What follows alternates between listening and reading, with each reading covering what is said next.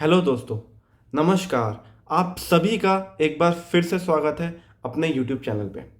दोस्तों, जैसे कि हम इस चैनल पे मैथ्स पढ़ रहे हैं, हम रीजनिंग पढ़ रहे हैं, हम फाइनेंस पढ़ रहे हैं, बट हम एक बहुत इंपॉर्टेंट चीज़ अभी तक चालू नहीं किया है, वो है इंग्लिश। तो आज से मैं आपके लिए इंग्लिश की बहुत अच्छी प्लेलिस्ट लाने वाला हूँ और मैं ही आपको इंग्लिश पढ़ाऊँगा। जैसे कि मैंने आपसे वादा किया है कि आपको एक भी टॉपिक अनकवर्ड इस चैनल में तो नहीं रहेगा।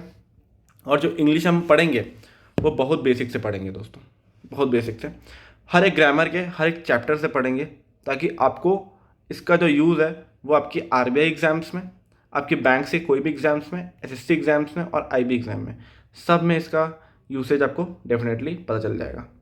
और बहुत आसान हम लोग सिर्फ क्वेश्चंस पढ़ेंगे हर एक चैप्टर के।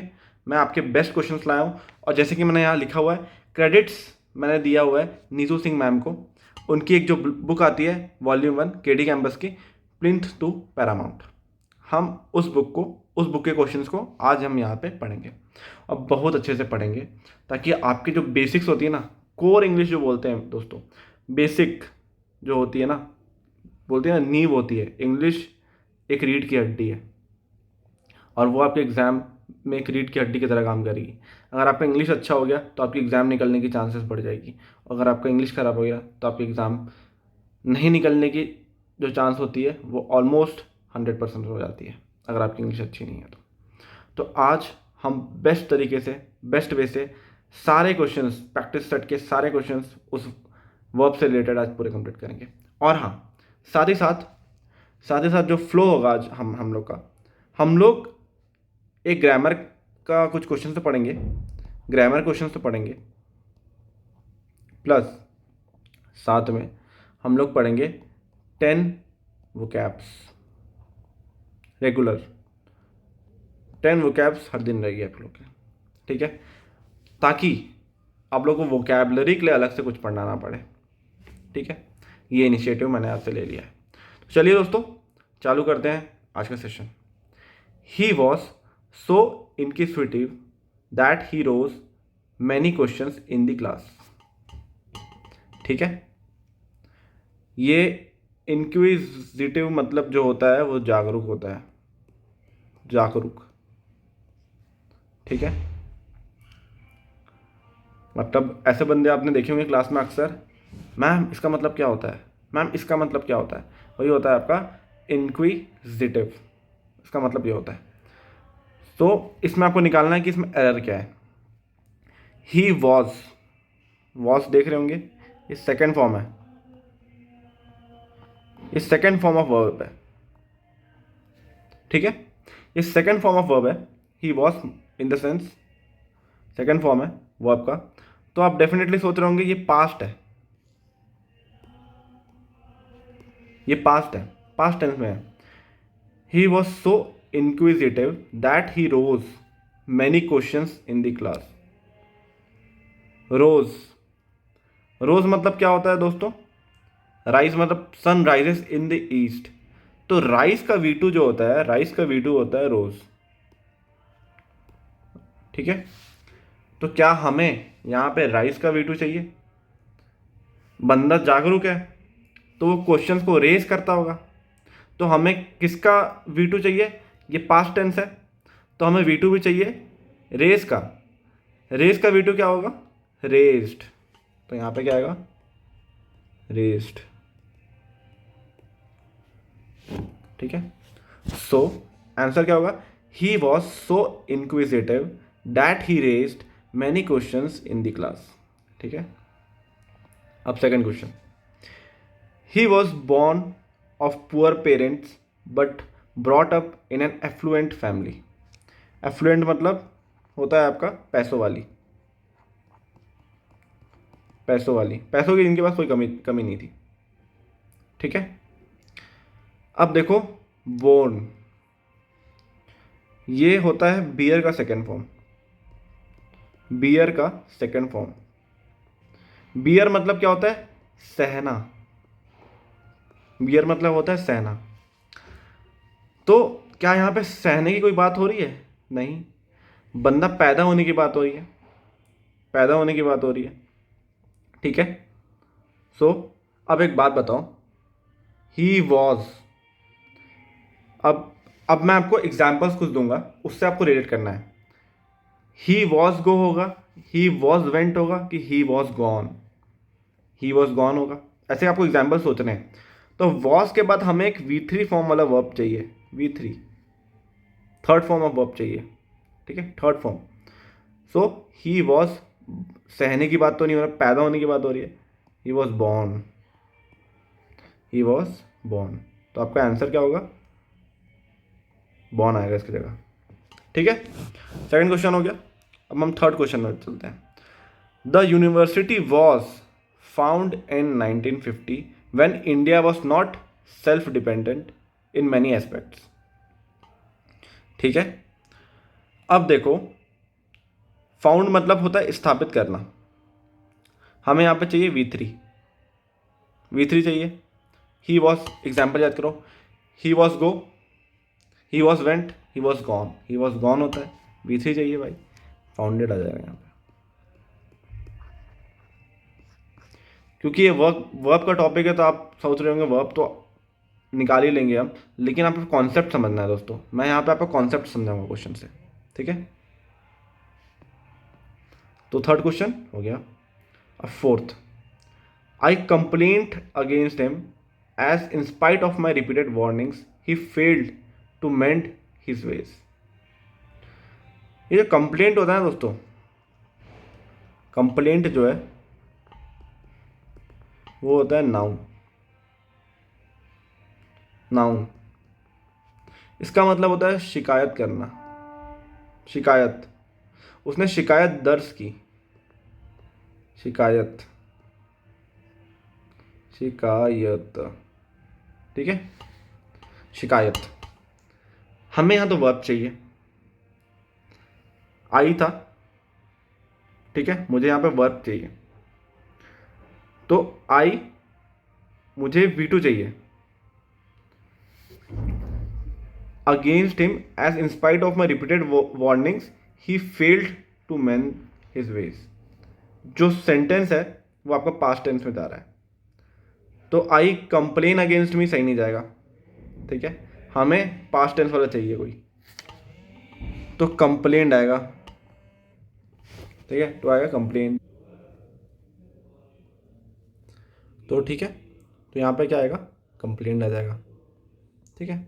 Fifth question, failure must not have permanent effect on a person because only the tough survives.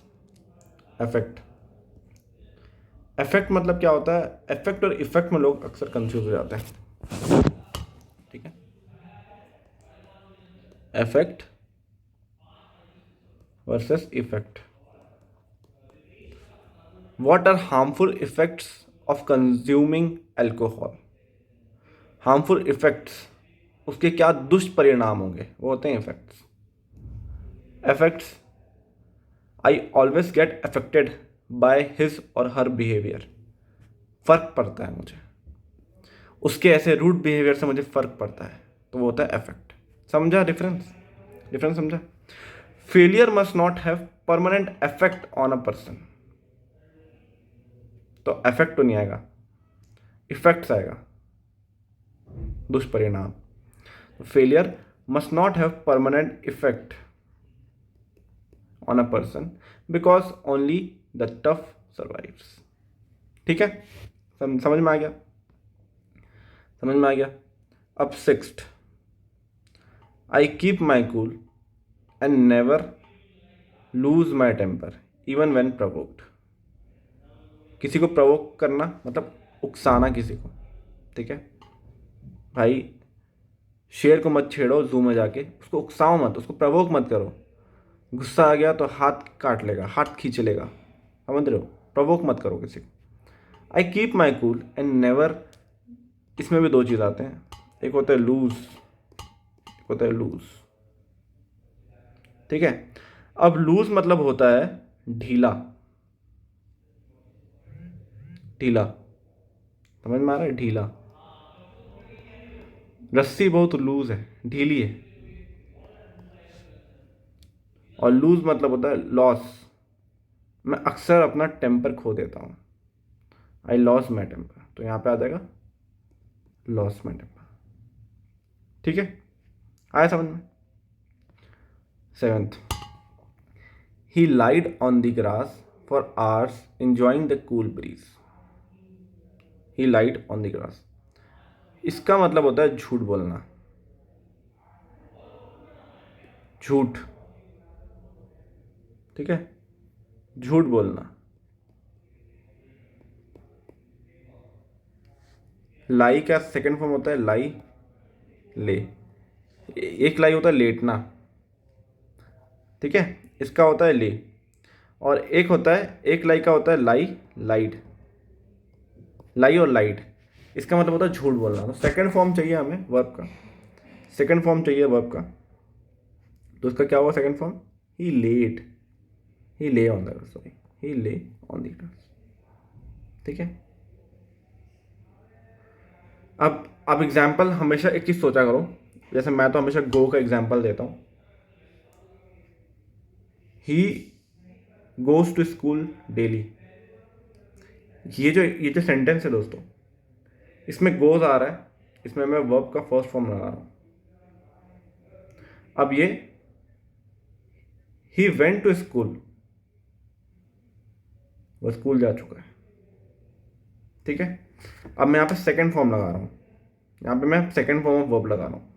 तो आपको ये समझना होगा कि मुझे फर्स्ट फॉर्म कब लगाना है और सेकंड फॉर्म कब लगाना है। यहाँ पे था he lied on the grass for hours enjoying the cool breeze. ये हमेशा ग्रास पे तो नहीं लेटता, ये हमेशा ग्रास पे तो नहीं लेटता। ये सेंटेंस कन्वे क्या करना चाह रहा है? हमेशा ग्रास पे तो नहीं लेटता, ये कोई इसकी हैबिट थोड़ी ना है। बंदा ग्रास पे लेटा था और वो ठंडी हवाओं को मज़ा कर रहा था, इंजॉय कर रहा था। तो इसलिए हमें लाई का सेकंड फॉर्म चाहिए, that is lay, he lay. समझ में आया? Eighth question, during the rainy season many rivers overflow their banks. Overflow नहीं आता, ओवरफ्लो होता है फर्स्ट फॉर्म, ओवरफ्लो होता है फर्स्ट फॉर्म। सेकंड फॉर्म होगा ओवरफ्लोड, सेकंड फॉर्म होगा ओवरफ्लोड। ठीक है, तो यहाँ पे आ गया, he lay his luggage aside and lay down to rest for a while. देखो ये क्वेश्चन बढ़िया है। He lay his luggage, he lay his luggage. ठीक है, अपना ये था, हाँ ये क्वेश्चन बढ़िया है। He lay his luggage aside and lay down to rest for a while. ठीक है, अब देखो इसमें ना दोनों दोनों का यूज हुआ है। अब ले मतलब आपका जो होता है वो होता है रखना, वो रखना होता है। और एक और होता है लेट जाना। ठीक है, लेट जाना, दोनों का मतलब हो रहा है इसमें। अब देखो ये जो ले है और ये जो ले है, इसमें फ़र्क क्या है? दोनों में फ़र्क है। ये जो ले है ये सेकंड फॉर्म है, लाई का सेकंड फॉर्म, लाई का सेकंड फॉर्म है ये, लाई का ले, ये लेटने के टर्म्स में हो रहा है। ठीक है, ये लेटना हो गया। अब एक बात बताओ, एक और चीज़, एक और चीज़ बताओ। ही ले हिज लगेज, उसने अपना लगेज रख दिया, रख दिया। तो ये जो इसका सेकंड फॉर्म होगा, ये यहाँ पे ये ले जो है फर्स्ट फॉर्म के रूप में लगा हुआ है, ये लाई का सेकंड फॉर्म में ले, ये सेकंड फॉर्म, ये सही है, लेट गया वो। इसका हमें सेकंड फॉर्म चाहिए, वे इसका हमें सेकंड फॉर्म चाहिए, ले का जो सेकंड फॉर्म है। तो ले का सेकंड फॉर्म क्या होगा? लेड। ले का सेकंड फॉर्म होगा लेड। नाइन्थ का होगा ही लेड हिज लगेज। ठीक है, अब आते हैं हम लोग टेंथ क्वेश्चन पे। टेंथ क्वेश्चन पे, when calamity fail the village they faced it bravely. भाई जब कैलेमिटी आई, यहाँ पे पहले ही रॉन्ग होगा, यहाँ पे बीफल होता है। बी फेल, बी फेल होता है ये, ठीक है। बी फेल होता है सेकेंड फॉर्म बी फॉल का, second form of befall, ठीक है। इसका अर्थ होता है, इसका मतलब होता है किसी घटना का घट जाना। कैलेमिटी एक घटना है, फेल मतलब गिर जाना। कैलेमिटी गिरती नहीं है, विफल होती है। तो अगर आपको इसका मतलब नहीं, खैर अगर नहीं भी पता है तो भी आप इसमें एरर मार्क कर सकते हो, ठीक है। इजी। 11th, 11th है the assassinian was convicted and ordered to be hung, to be hanged, to be hanged,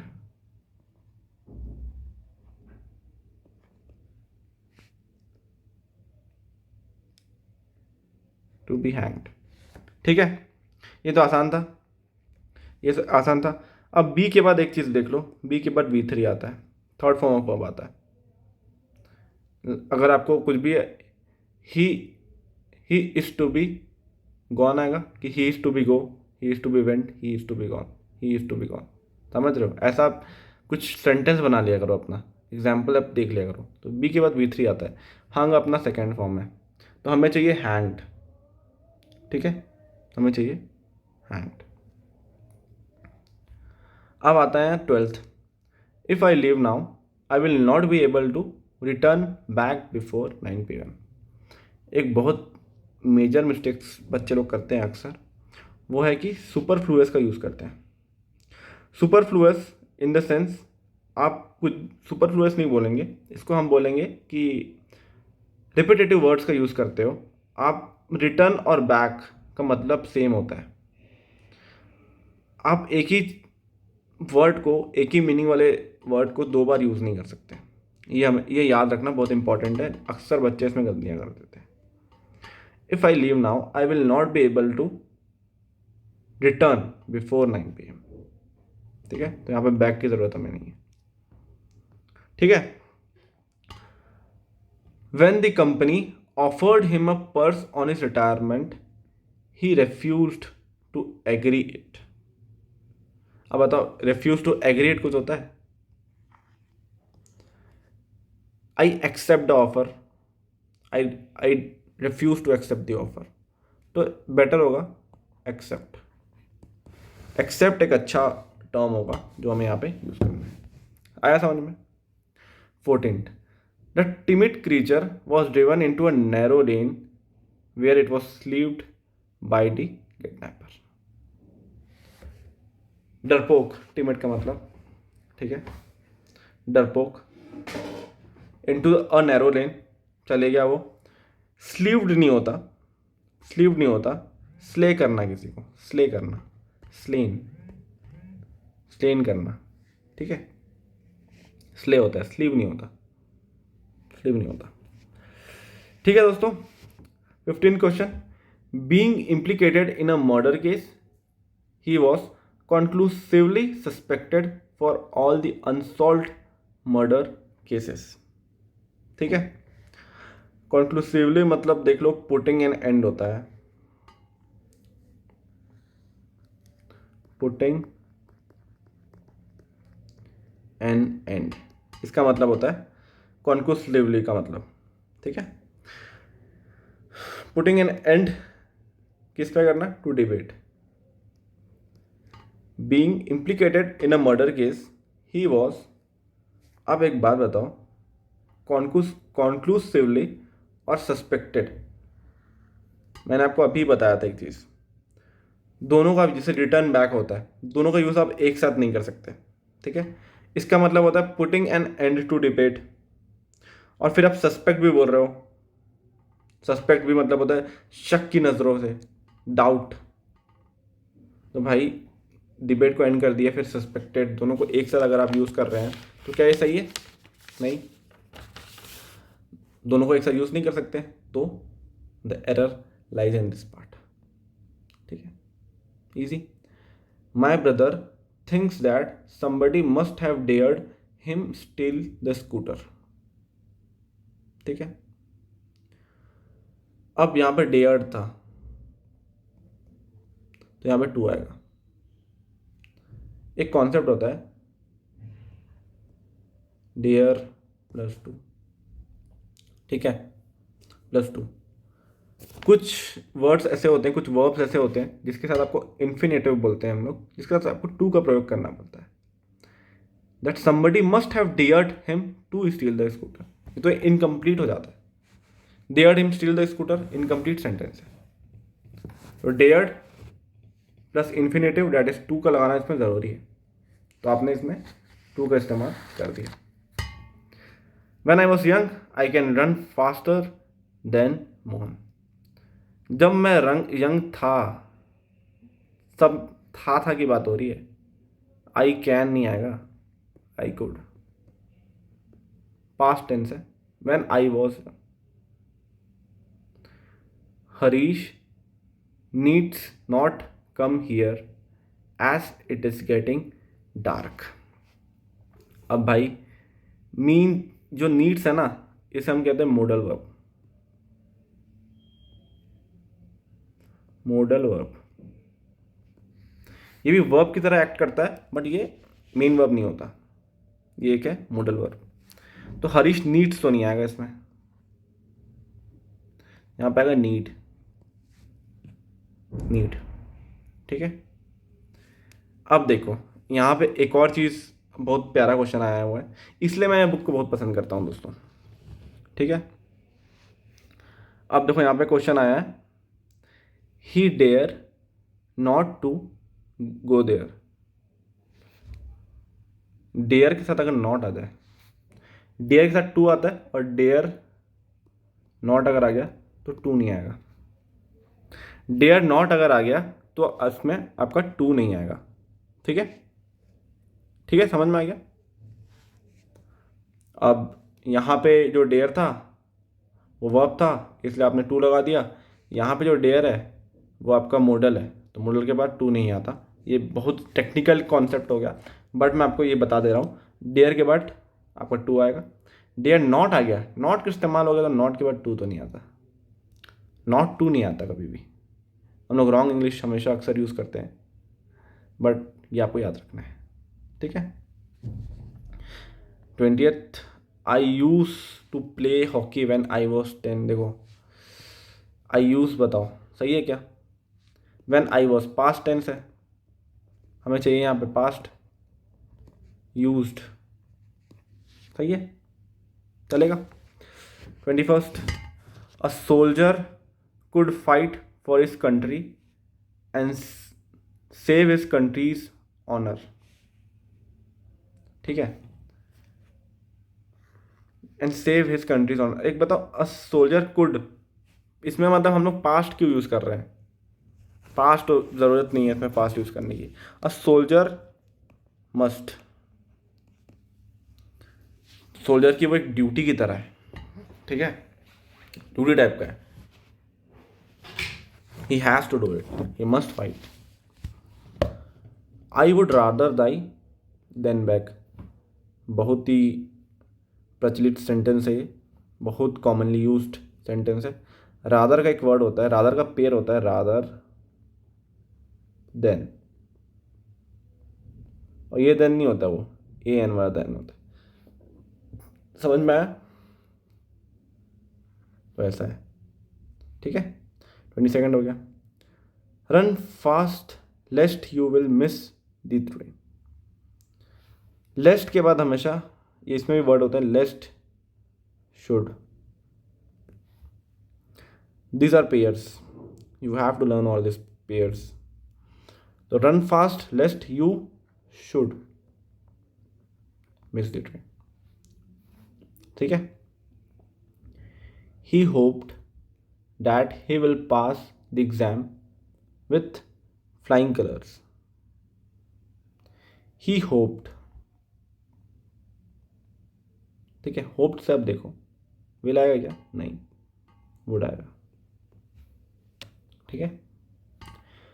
you need to work hard but you need not to waste time on unimportant lessons. मैंने बोला ना, dare के बाद to चलेगा, dare not के बाद नहीं चलेगा। नीड के साथ वापस ये नीड के साथ चलेगा, बट नीड नॉट के साथ नहीं चलेगा। कॉन्सेप्ट कुछ नहीं है, वर्ब के बाद टू आता है, मॉडल के बाद नहीं आता। यहाँ पे ये as a modal verb use हो रहा है, यहाँ पे as a main verb use हो रहा है करके यहाँ पे टू आ रहा है मॉडल के बाद, यहाँ पे नहीं आएगा।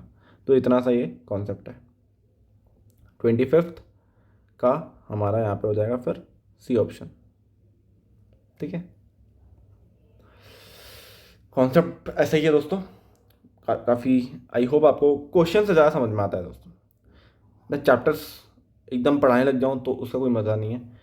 आपके प्रैक्टिस सेट 50 क्वेश्चन से प्रैक्टिस सेट्स हो रहे हैं, इसके बाद आपको कहीं जाने की ज़रूरत नहीं है।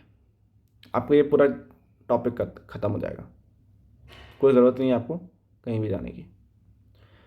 She would broke a plate every day when she came to Delhi last month.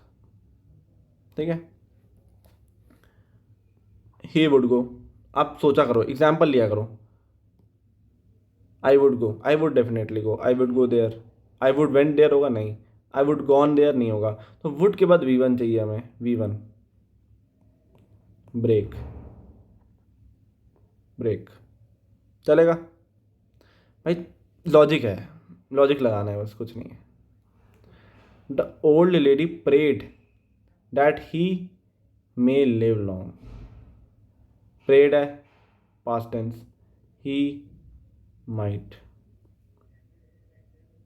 चलेगा past tense. Rama must not to have treated his mistress like that,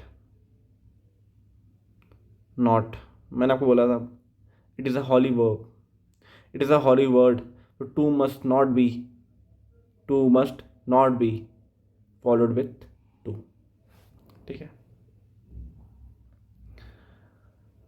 waste material should be recycle if possible, be आया है। he might be present there, he is to be go, he is to be went, he is to be gone, he is to be gone, recycled। Examples ready रखो अपने दिमाग में, उससे सोचो, और कौन सा वर्ड कौन सा वर्ब का फॉर्म लगाना है वो आप अपने दिमाग में सोचो, बस रीजनिंग है। English is all about reasoning. The government cannot be able to contain syphilis by spending just 1% of GDP on health sector। कुछ प्रोनाउंसिएशन मैं भी नहीं कर पाता हूँ दोस्तों, उसके लिए मैं माफ़ी चाहूँगा आप लोग से, ये एक टाइप की बीमारी है। ठीक है, तो गवर्नमेंट कैनॉट बी एबल, भाई एक तो कैनॉट है, उसके बाद आप बोल रहे हो बी एबल। आपने कैनॉट बोल दिया है, इसका मतलब आपने मंशा अपनी जता दी है, वही दर्शाता है कि चलो बात बन गई है। बी एबल की ज़रूरत नहीं है आपको, कैनॉट आपने बोल दिया है मतलब आपका काम बन गया है। ठीक है, the police think that he may be there yesterday at this scene of crime. ठीक है, तो इसमें क्या होगा, द पुलिस थिंक, पुलिस सोचती है, दैट यहाँ पे सोचने की बात हो रही है, येस्टरडे की बात हो रही है, येस्टरडे की बात हो रही है तो पास्ट टेंस की बात हो रही है, मे तो आना नहीं चाहिए, माइट आएगा। He may live long, his sad mother prayed. ठीक है, अब यहाँ पे कुछ हॉली स्ट्रक्चर्स होते हैं, ये एक तरह की विश है, विश है ये। तो ही मे लिव लॉन्ग तो एक सेंटेंस हो जाएगा, विश की तरह है ये, तो may he live long, may he live long, may he live, sorry for my writing, but may he live long, because I am making a wish, his sad mother prayed, that is she is wishing that her son might live long, or that he might live long. That's why we have to follow the holy Bible structure of a wish, that is may he live long, because if we say that he may live long, that is a sentence, एक तरह का sentence हो गया दोस्तों। तो ये हम नहीं कर सकते, ठीक है।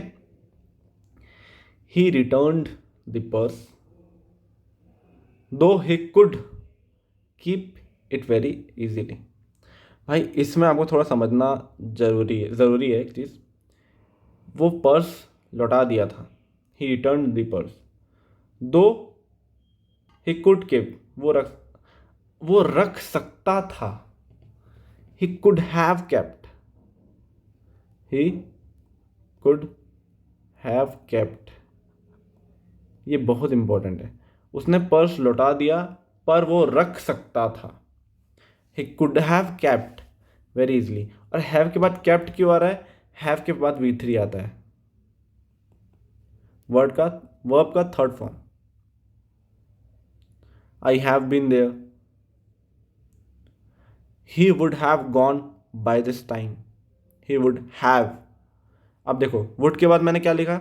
First form have, has have first form होता है, ही वुड हैव गॉन, और हैव के बाद V3 आ रहा है। मतलब आप समझ रहे हो, जब भी आप whenever you use some sort of sentence, try to identify its part of speech, try to identify its verbs, and उसके बाद क्या फॉलो हो रहा है वो आप सोचो, दिमाग में लॉजिक लगाओ कि भाई हैव के बाद मेरा कौन सा फॉर्म ऑफ वर्ब आ रहा है और ऐसे क्यों आ रहा है, ठीक है। इससे आप पूरे क्वेश्चंस को उस एग्जाम्पल से रिलेट करके क्वेश्चन को क्रैक कर दोगे। रिलेट करो, when you were young you ought to learn good habits, ठीक है। ऑट टू के बाद बी आता है, ऑट टू का मतलब समझ लो शुड, ऑट टू एकदम शुड के जैसा है, शुड के जैसा होता है ये। ऑट टू का मतलब आप शुड समझ। सो जब आप यंग थे you ought to be learn, या ought to have learned, ought to have learned, ought to have learned, learned। देखो मैं यहाँ पे learned लगा दे रहा हूँ, learn नहीं लगा रहा हूँ। have के बाद क्योंकि आता है हमारा V3, V3 आता है। we ought to be honest, ठीक है, समझ गया दोस्तों।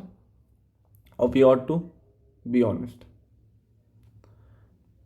It is very cold here, I should bring my woolen clothes but I didn't। अब देखो भाई यहाँ कोल्ड है और यहाँ आई डिडंट भी आ गया, मतलब दोनों में भाई दिक्कत हो रही है। I should bring my woollen clothes but I didn't, यहाँ पे बहुत ठंड है, मैंने अपने क्लोथ्स नहीं लाए, ये तो चलो सही है। आई शुड ब्रिंग, अब मैं बोला मैं ला सकता था, समझ रहे हो उसका मतलब। यहाँ पे बहुत कोल्ड है, आई शुड ब्रिंग मतलब होता है मैं ला लेता, आई शुड ब्रिंग मैं जाके ले आता हूँ, I should bring my woollen clothes but I didn't. मैं ला सकता था बट मैंने नहीं लाया, आई शुड हैव ब्रॉट, समझ गए। I should have brought but I didn't, समझ गए। Are you used to get up early, ये एक हॉली स्ट्रक्चर है। यूज्ड टू जब आ गया आपका यहाँ ING आ जाता है, ING फॉर्म आपकी लग जाती है, ठीक है। Are you used to getting up early. Our knowledge of history does not come to our help and sometimes we even fail to remember who invented America. भाई इन्वेंट और डिस्कवर,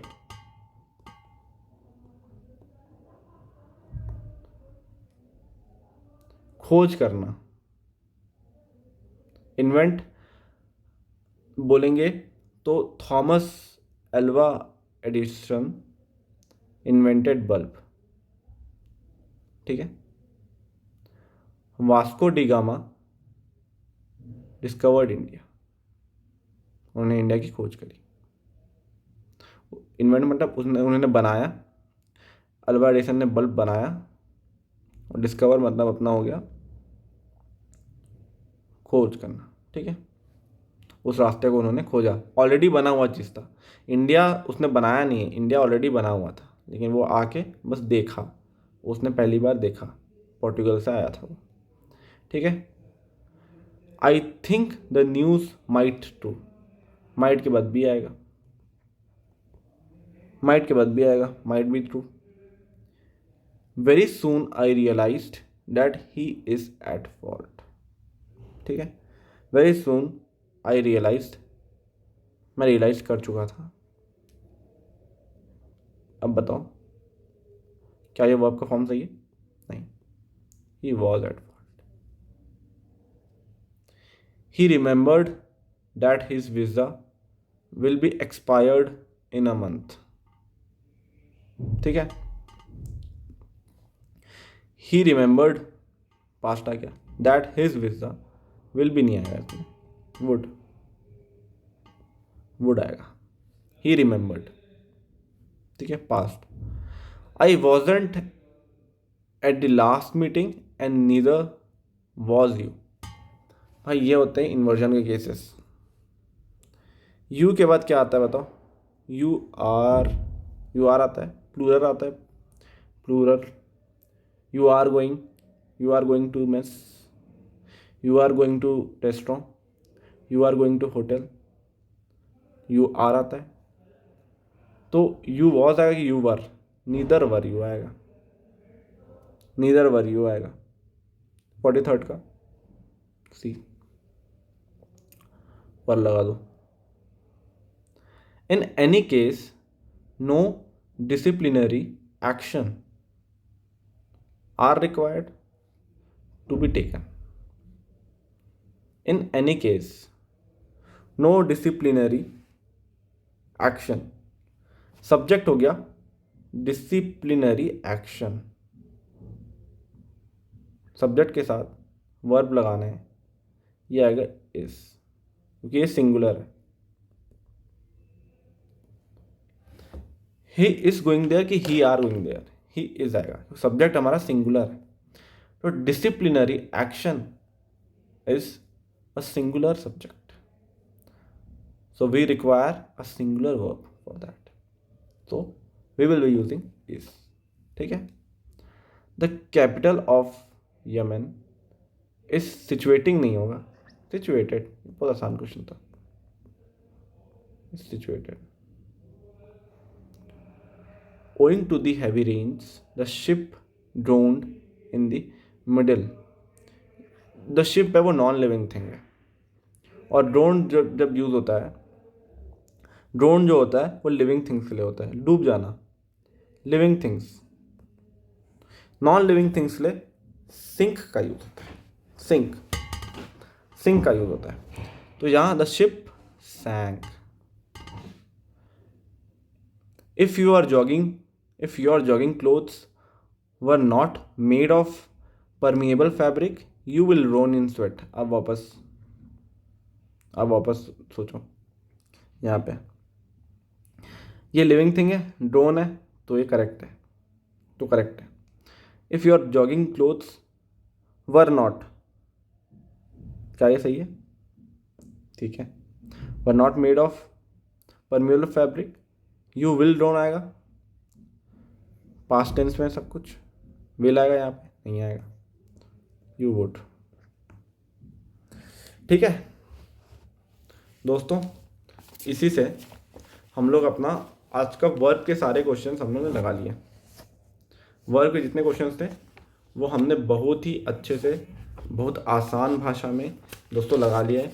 अगर आपको कुछ भी लगे डाउट इस वर्ब से related, तो आप डेफिनेटली मुझे आप कमेंट सेक्शन में पिंग कर सकते हैं। और ये जो सीरीज़ है मैंने आपके लिए ही चालू करी है इंग्लिश की। हाँ, मैंने इंग्लिश कभी पढ़ाई तो नहीं है, बट हाँ, अगर आपको कुछ सजेशन देना हो इससे रिलेटेड कि हाँ आप ऐसे पढ़ा सकते हो सर, आप अपना पढ़ाने का तरीका थोड़ा चेंज कर सकते हो, तो डेफिनेटली मैं चेंज करूँगा उसको, आपके सजेशंस मैं लूँगा, क्योंकि मैं एक कोर मैथमेटिक्स, रीजनिंग और फाइनेंस का फैकल्टी हूँ। रीजनिंग और मैथ्स मेरी होल्ड बहुत ज़्यादा अच्छी है, वो आपने अभी तक PYQs में देख लिया होगा।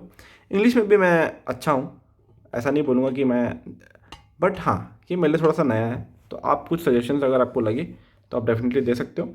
बट हाँ मैं इतना कह सकता हूँ कि जैसे मैंने इंग्लिश पढ़ी है और जितना मेरा हमेशा स्कोर रहा है इन एस एस सी उसके हिसाब से मैं ये कह सकता हूँ कि, और बैंक्स के एग्जाम्स में उसके हिसाब से मैं कह सकता हूँ कि अगर आपने ये इंग्लिश को पढ़ लिया तो आपका जो बेस होता है ना, your core will be very strong.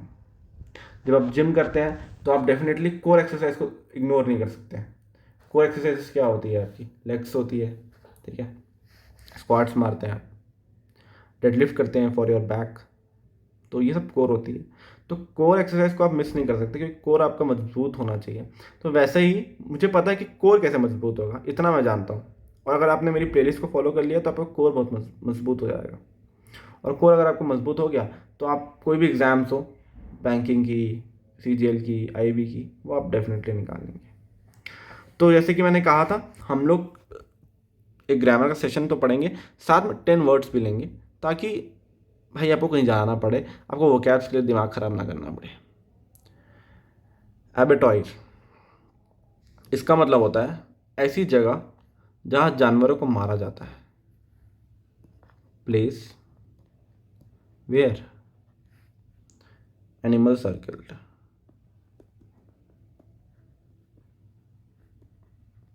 Killed for food. ठीक है, जानवरों को मारा जाता है ऐसी जगह पे जहाँ पे जानवरों को मारा जाता है। अबॉट, हेड, इसका मतलब आप समझ सकते हो head, head of a monastery, Hindi में मठाधीश कहते हैं। ठीक है। एब्रीवेशन, एब्रीवेशन कोई भी किसी भी चीज़ का एक शॉर्ट फॉर्म करना, वो होता है एब्रीवेशन। संक्षेप, लघु रूप, छोटा, शॉर्ट एंड फॉर्म, ठीक है, ये होता है short and form of a word और फ्रेज। ठीक है। एब एब्डिकेशन, एब्डिकेशन का मतलब होता है किसी चीज़ को त्याग देना। मैंने अपना राज्य पाठ सब कुछ त्याग दिया, मैंने एब्डिकेट कर दिया अपना सारा रीन को, अपने सारे रीन को मैंने एब्डिकेट कर दिया।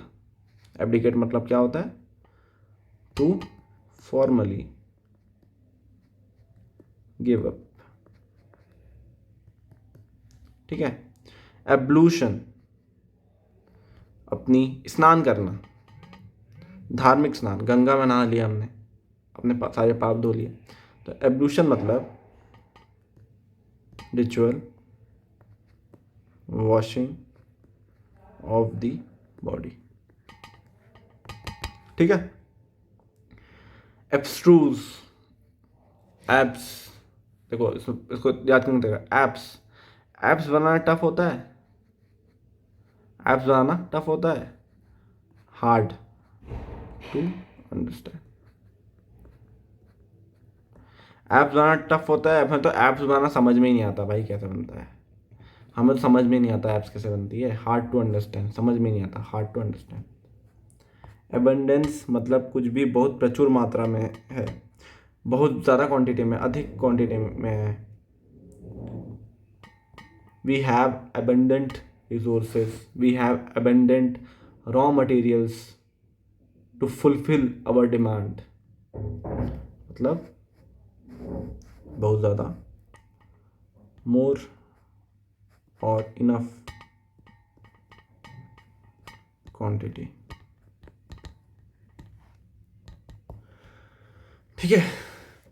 एक्सेंचुएट, जोर देना भाई किसी चीज़ में, मोर फोर्स और इम्पोर्टेंस, गिव मोर फोर्स या इम्पोर्टेंस। accomplice, किसी की क्राइम में मदद करना, कोई भी आप क्राइम कर रहे हो उसमें आप मदद कर रहे हो किसी की। Partner in crime. Acronym,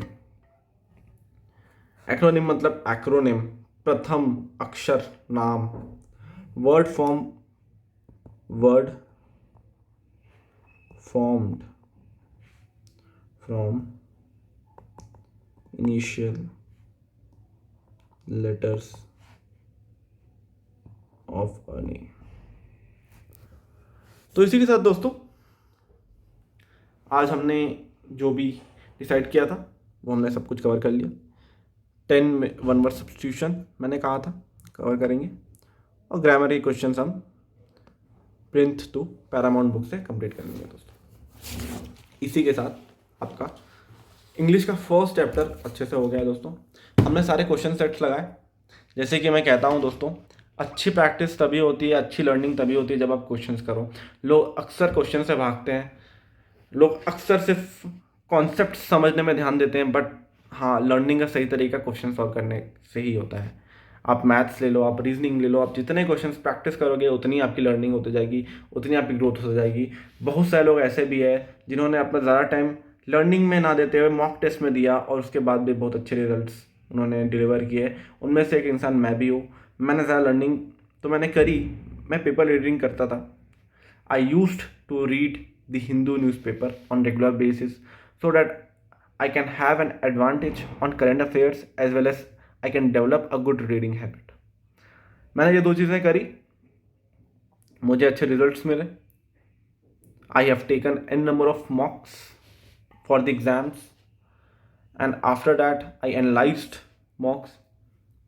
That was the major learning which I had during my preparation journey। तो मैं भी चाहता हूँ कि आप लोग जब ये प्लेलिस्ट कंप्लीट कर लोगे तो आप डेफिनेटली मुझे थैंक करोगे कि भाई सर आपने जो तरीका निकाला ना ग्रामर और वो कैब को मिक्स करके, ये तरीका बेस्ट था हमारे लिए। और हमने बहुत ज़्यादा चीज़ करी, हमने बहुत सारे क्वेश्चंस किए कि इससे क्वेश्चंस फंसने के चांसेस भी आपके पास मैक्सिमम हो जाते हैं। आप 47 क्वेश्चंस कर लिए, मतलब आपने 47 रूल्स पढ़ लिए दोस्तों। एक एक रूल पढ़ने में हम लोग टाइम वेस्ट नहीं करेंगे, हम क्वेश्चंस के ज़रिए पढ़ेंगे कि हमें कौन सा रूल पढ़ना चाहिए, वो इन क्वेश्चन से कर। और आप वहाँ पर कोई भी रूल पढ़ लो, अभी अपनी बुक खोल लो, कुछ भी रूल हो वो पढ़ लो, इन 47 क्वेश्चंस में वो सारे रूल कंप्लीट हो गए आपके। ये मेरा दावा है आप लोग से। ठीक है दोस्तों, तो चलिए मैं आज्ञा ले चाहता हूँ आपसे, मैं अब निकलता हूँ।